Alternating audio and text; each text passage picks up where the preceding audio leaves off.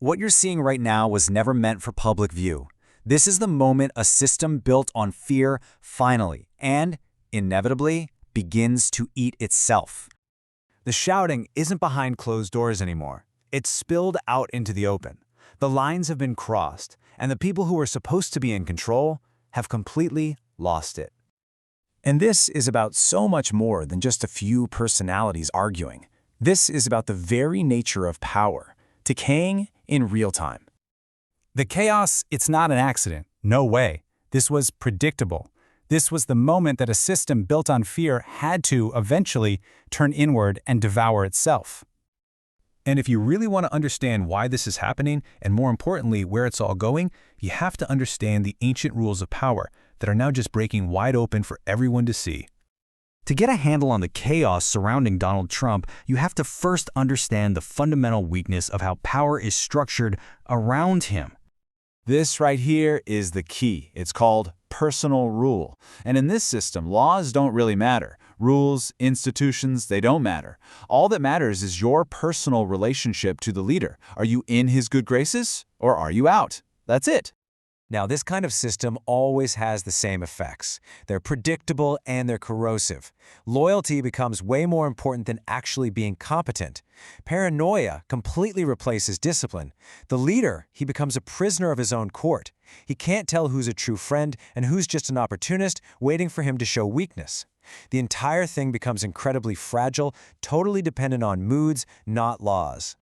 And look, this isn't just some old theory from a book. This is a war in the court. We are watching this exact pattern play out right now, live, as the MAGA Republican movement turns on itself. Just look at how fast it escalates. First, you get an accusation of treason from MAGA influencer Laura Loomer against J.D. Vance, not based on evidence, but on fear. Then, you get a defensive response from Vance that just signals weakness, not strength. And then boom, the factions go to war. Marjorie Taylor Greene jumps in, and everyone starts using Donald Trump's name as a weapon. This is not a debate. This is survival behavior inside a collapsing court. So, why is this happening now? Well, it's because there's this massive gap between the promise and the reality. The MAGA Republican movement was promised dominance, revenge, total victory. But what's the reality? It's been investigations, losses, and scandals. That huge gap, that's where fear grows. And fear always demands a target.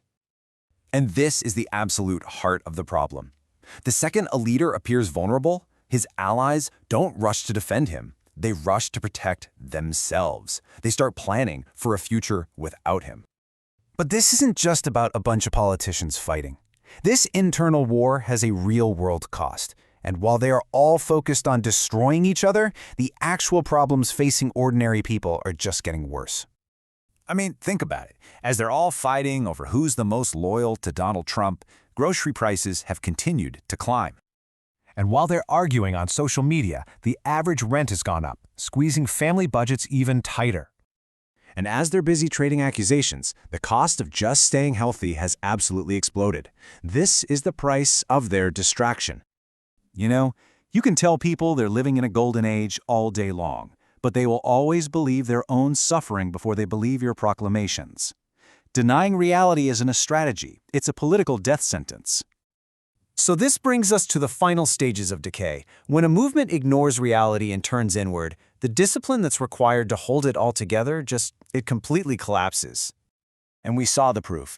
We saw a sitting member of Congress, Nancy Mace, reading police reports against another MAGA Republican, Corey Mills, right there on the floor of the House.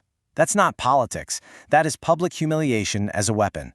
That's the kind of thing you do when you believe there are no rules left. So you see the feedback loop they're trapped in, right? Fear destroys the rules.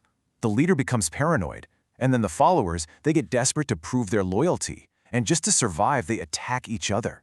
And the entire movement just starts to cannibalize itself from the inside out. Let's be crystal clear about this.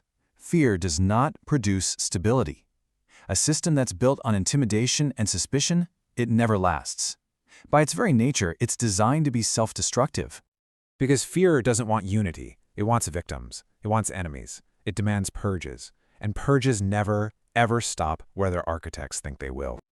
So as we watch this whole thing unfold, we have to realize we've been asking the wrong question.